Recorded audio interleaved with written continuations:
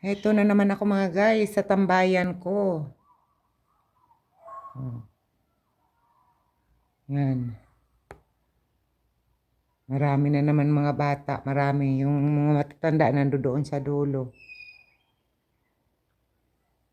Yan ang palaruan dito ng soccer ball ng mga bata. Yung mga binata. Yan.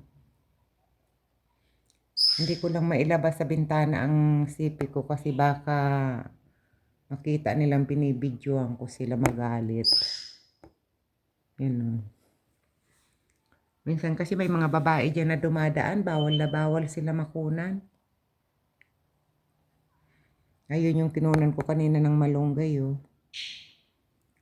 Pag lumaki na naman yan, tatabasin na naman nung may-ari ng bahay. Hindi naman sila niyan kung nakikinabang, kami lang naman ng mga ano dito. Minsan may mga dumadaan ng mga ibang lahi din, mga Pilipina.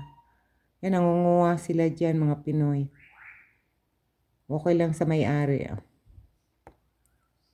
Kaibigan naman yung may-ari ng bahay dyan sa tabing yan. Kaibigan naman namin. Kaya okay lang manguha dyan. Marami na naman sila.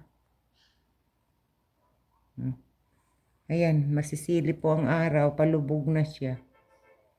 Mag-aalas 6 na dito mga guys. Ayan o.